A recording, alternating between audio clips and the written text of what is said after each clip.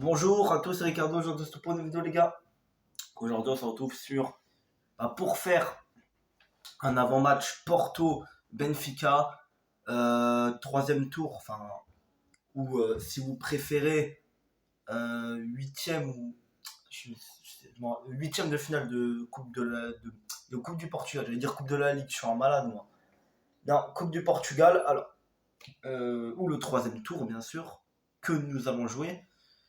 Parce que bien sûr il y a des équipes qui ont joué avant nous, les équipes de deuxième division. Mais après, on a commencé à jouer. C'est notre troisième tour à nous. Et oui, il me semble que c'est le huitième. Alors, ouais, on rentre en 32e. Donc, ouais, huitième. Donc, huitième de finale. Donc, bien évidemment que c'est important, la Coupe du Portugal. Très important. En plus, on joue contre Benfica. On joue contre notre plus gros rival historique de notre histoire, quoi, de nous.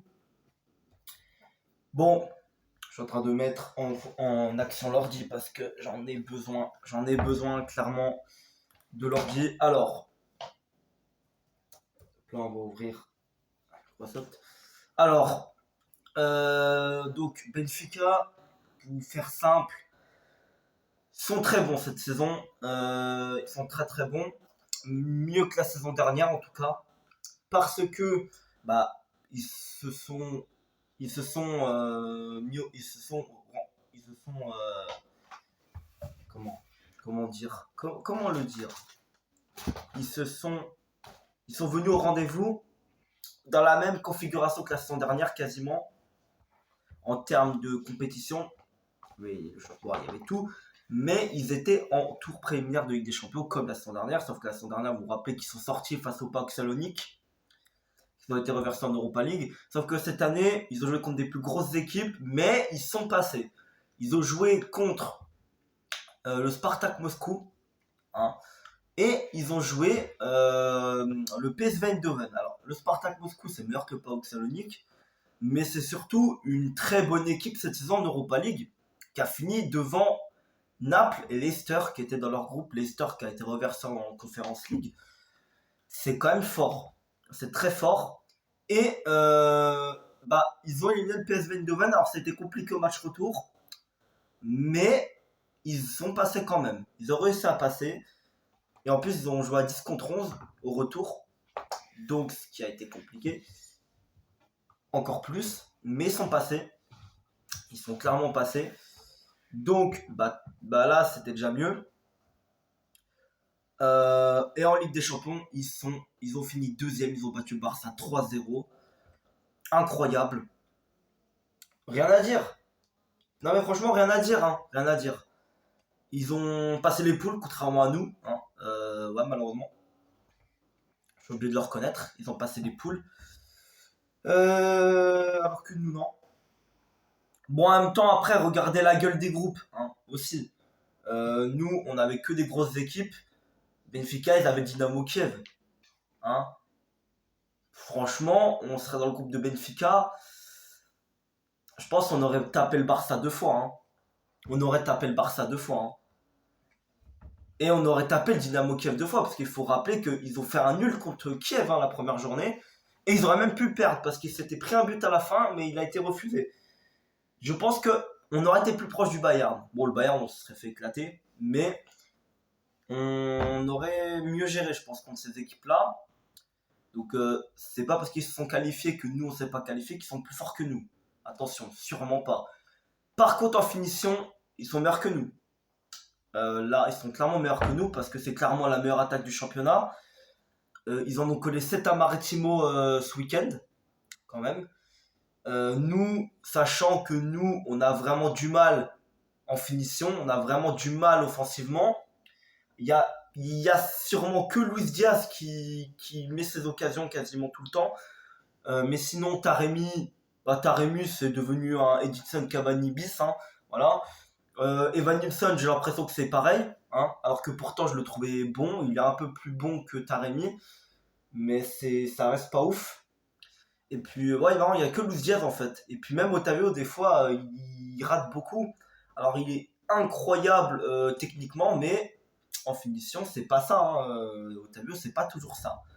Donc en vrai, notre seule force en finition, c'est Luis Diaz. Donc normalement, le danger devrait venir de lui. Aujourd'hui, il devrait venir de lui, notamment qu'il est en confiance. Mais chez eux, il y a un autre crack. Il y a un autre crack chez eux, c'est Darwin Nunez. Alors attention à lui. J'ai vraiment très peur de lui. Je sais pas si je vous l'ai déjà dit. Il n'y a pas que lui. Il y a Remchuk. Il y a Rafa. Il y a quand même de gros joueurs. Bien sûr. Puis en défense, t'as quand même Vertonghen, Otamendi qui font le taf. Otamendi, bien sûr. Otamendi. Ce gros fils de pute. Désolé, bien sûr. Mais c'est comme ça. C'est un gros bâtard. Voilà. J'ai rien à dire de plus sur lui. Et puis surtout leur gardien. Je pense c'est celui qui va me faire plus péter un câble. C'est leur gardien. Ça a été clairement, je crois, un des meilleurs goals des phases de poule. Clairement. Un des meilleurs goals de la phase de poule.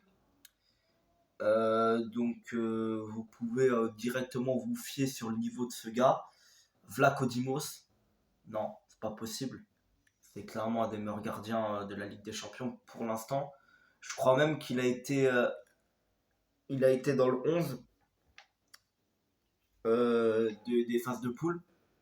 J'avais vu ça. Donc attention. Ou non, pas dans des plus grosses révélations, je crois. Faut que j'aille voir soit des plus grosses révélations, soit du 11. Non, je crois que c'est les plus grosses révélations. Il faut que j'aille revoir le 11.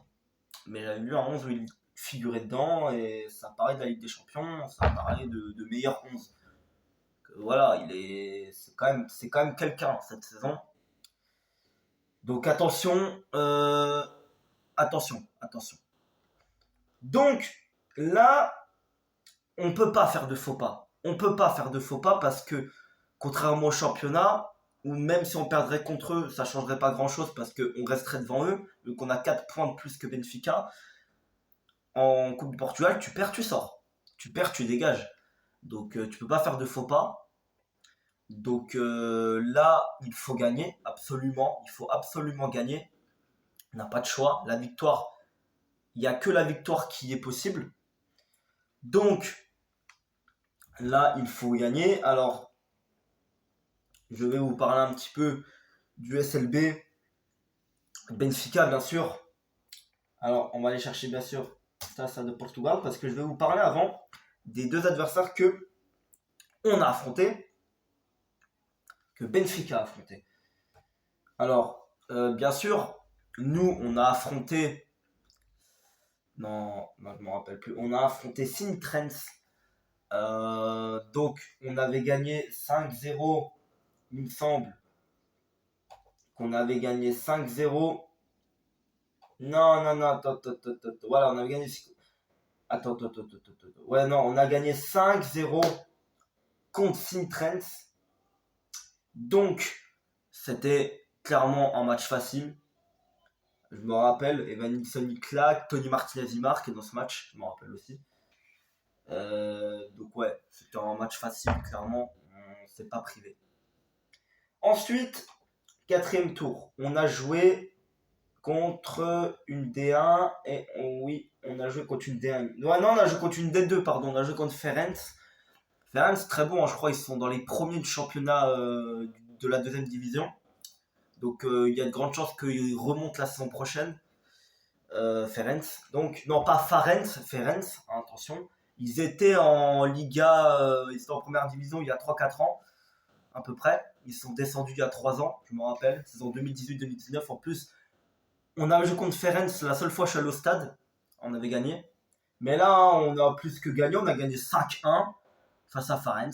Ferenc, pardon, je me suis trompé. Non, désolé, je me suis trompé. Ferenc. Donc, on les a aise.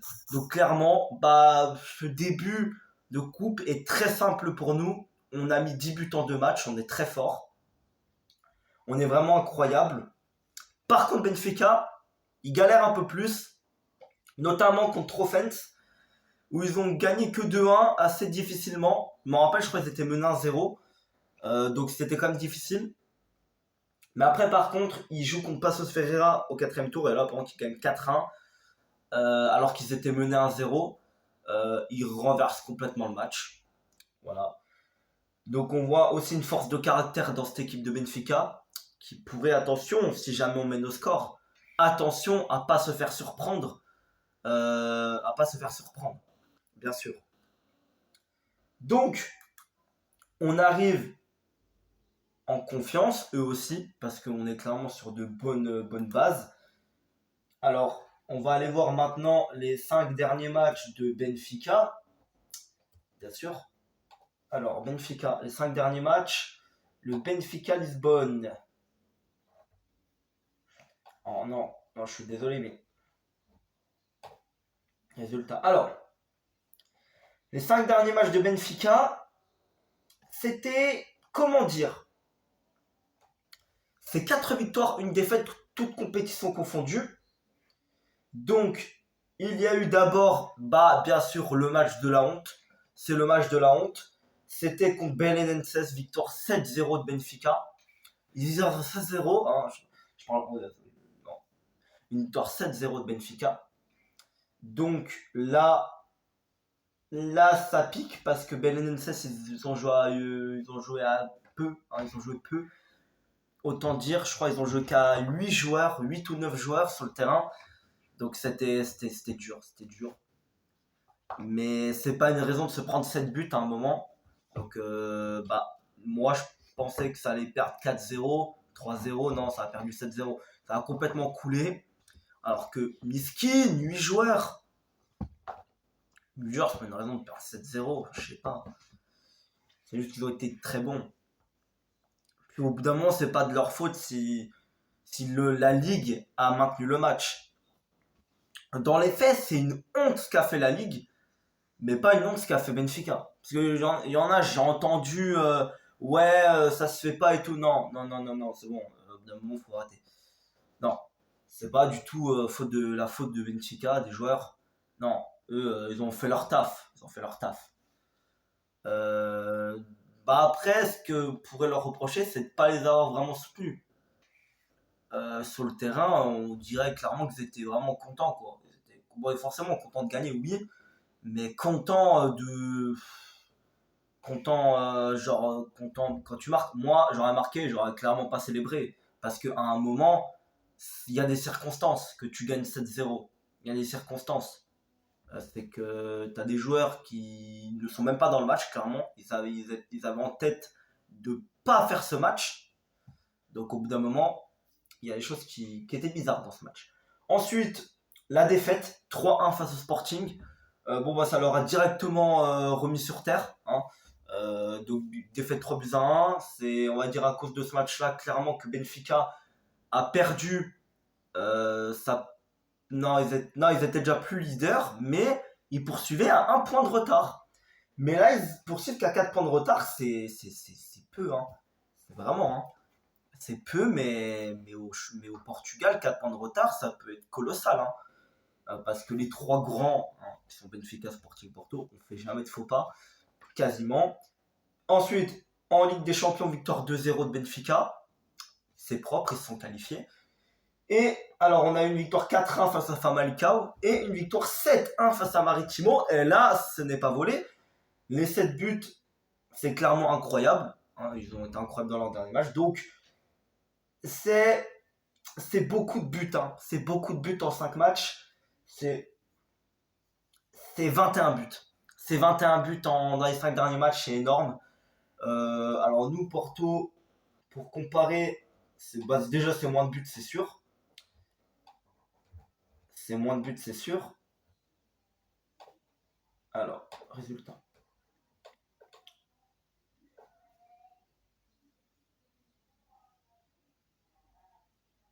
C'est 10 buts en fait. C'est 10 buts. Mais là, il n'y a pas le match contre Rio avec qui figure.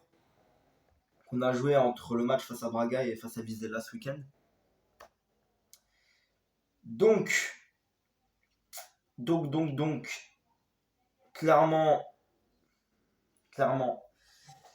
on arrive bien. Mieux qu'eux. Alors, sachez les gars qu'on va les affronter ce soir. Mais dans une semaine, on les réaffronte en championnat. Bon, toujours chez nous. Bon, ce sera moins problématique que si on perdait aujourd'hui. Mais j'espère que clairement, pour notre race, s'il vous plaît, qu'on ne perde pas les 2 matchs. Franchement, aujourd'hui, j'aurais la haine si on perd. La haine plus que tout. Si on perd la semaine prochaine, mais qu'on a déjà gagné cette semaine, j'en voudrais un peu moins parce que on sera toujours devant eux. Mais j'aurai quand même la haine. J'aurai quand même la haine, mais un peu moins. Un peu moins. Sachant que je vais m'en remettre plus vite, quoi. Je vais m'en remettre plus vite. Bon, pas le choix. On va clairement essayer de les défoncer. Clairement. On n'a pas le choix. Alors, 5 derniers matchs entre Benfica et Porto. Alors, il faut que j'aille rechercher les confrontations parce que je vais dire les dates et tout. Donc, c'est important aussi d'avoir les dates. Alors.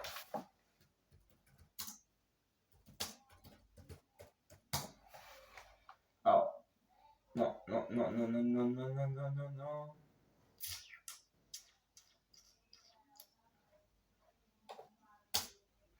Alors, je fais une pause. Alors, pour vous remémorer des souvenirs, pour que ce soit plus équilibré, vous allez voir pourquoi plus équilibré.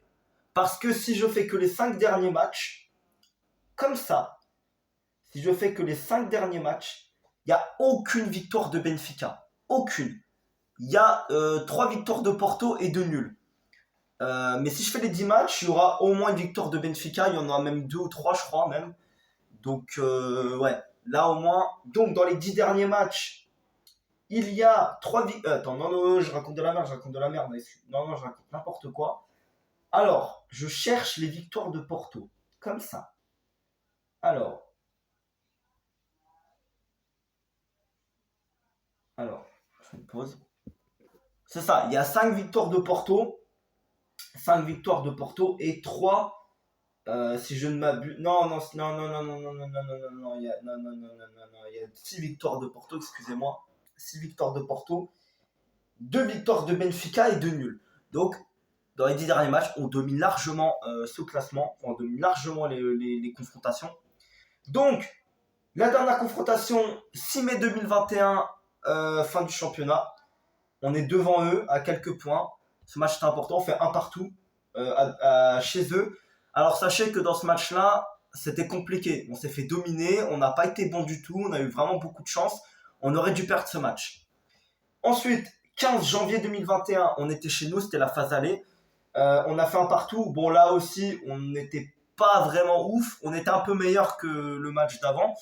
Mais on était un peu meilleur, mais c'était pas ouf non plus.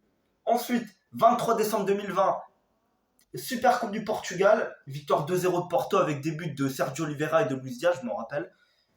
Ensuite, 1er août 2020, victoire 2-1 de Porto face à Benfica, finale de Coupe du Portugal très important avec un doublé de Ebemba bien sûr. Ebemba qui a été incroyable, qui a mis un doublé. C'était inattendu. Ensuite, 8 février 2020, victoire 3-2 de Porto à domicile face à Benfica en championnat. C'était à la phase retour. C'était juste avant le confinement, donc il y avait encore les supporters et tout, c'était super. Alors il y a eu un but de Sergio Oliveira, un but d'Alex Telles et un but de contre son camp, de Ruben Dias, il me semble, je me rappelle. Ensuite, 24 août 2019, victoire 2-0 de Porto avec un but de Zé Luis et de Marega. Donc c'était incroyable chez eux. Franchement, j'attendais pas cette victoire parce qu'on n'était pas ouf en début de saison. De cette saison-là, on n'était pas ouf, mais Benfica, ils étaient très bons. Mais on arrive à les gagner chez eux, donc c'était bien. Ensuite, pour retrouver la dernière victoire de Benfica, il faut remonter au 2 mars 2019, la victoire 2-1 de Benfica. Alors là, je me rappelle plus des buteurs par contre. Du buteur de Porto, je me rappelle plus. Vraiment, je me rappelle plus. Ensuite, victoire 3-1 de Porto le 22 janvier 2019 pour la demi-finale de la Coupe de la Ligue. Alors, il me semble que Marega avait marqué dans ce match, mais après, je me rappelle plus également. Et ensuite, le 7 octobre 2018, victoire 1-0 de Benfica chez eux. Et puis, bien évidemment, le match inoubliable, la victoire 1-0 de Porto à la 80e minute, je crois. 90e minute, je me trompe, 90e minute. 1-0 le 15 avril 2018, le but de Hector Herrera, bien sûr. Et on peut pas l'oublier, ce but incroyable, lucarne, on peut pas l'oublier. C'est clairement un des buts qui nous a donné le titre, hein. Même si on n'était pas encore champion. Mais ça nous a un peu quasi donné le titre, on va dire, ce match-là. Même s'il manquait encore quelques journées, ça nous a aidé pour le titre, quand même. But de Hector Herrera, bien sûr. Donc, c'était les 10 matchs de Porto. Après, si on remonte plus loin, il y a des 0-0. Voilà, il y a un 0-0. Si on remonte plus loin, bien sûr, il y a un 0-0. Il y a nos victoires quand on fait une saison de merde, 2015-2016. On a quand même gagné 2 fois Benfica. Hein. Chez eux, chez nous. Alors, chez nous, c'était André qui avait marqué. 1-0. Donc, quand même, voilà. Ensuite, on a un match pourrave 2-0. On a des défaites, la saison 2013-2014, on n'est pas bon. On n'est pas bon non plus, on perd 3-1, on se fait éclater par Benfica, éclater le cul de tous les côtés, on perd 2-0. Par contre, ah non, merde, non, c'était... Bien sûr, on peut pas l'oublier, j'allais dire, mais non, c'est le match où Kelvin, il les encule à la fin. Non, c'était la saison 2012-2013 aussi. Mais Liga s'agresse. Ouais, non, si, on gagne contre eux dans les dernières journées, on gagne contre eux 2-1. Donc, quand même, il y avait des victoires dans les saisons. On n'était pas bon, il y avait des victoires. Ensuite, bien sûr, on ne peut pas oublier le 3-2 le 2 mars 2012, bien sûr, avec un super but de Hulk. On ne peut pas oublier. On ne peut pas oublier, bien sûr, quand on est champion, la saison 2010-2011, saison incroyable, quand on est champion, qu'on les bat 2-1 chez eux, puis qu'on fête le titre, ils activent l'arrosage automatique, ils éteignent le stade, ils avaient le seum, incroyable. On gagne, on perd 2-0 match aller en Coupe du Portugal demi-finale et on arrive à les battre 3-1 chez eux. Voilà, et on se qualifie. Et pourtant, c'était 2 matchs, 2 mois d'intervalle, hein. Voilà, quand même. On les gagne 5-0 aussi, avec un but de Varela, doublé de Hulk et doublé de Radamel Falcao, incroyable. Donc là, voilà, ensuite, alors là, voilà, là, on va pas se mentir. On va pas se mentir. Bon, on va pas regarder, on va pas, voilà. Donc du coup, dans tous ces matchs-là, dans les 38 derniers matchs qu'il y a dans ce site, c'est 9 victoires pour Benfica, 11 nuls et 18 victoires pour Porto. Donc on domine les confrontations quand même depuis 2008, hein. Toutes compétitions confondues. On domine depuis 2008 les confrontations. Donc, j'y crois une victoire quand même ce soir. Je vois 1-0 pour Porto, but de Luis Diaz, bien sûr, El Grande de la Luis Diaz de la Colombia de la Barrancas qui va bien sûr planter son but et qui va nous qualifier. Enfin, je l'espère, mais c'est ça pour moi. Bon les gars, je vous laisse. Salut.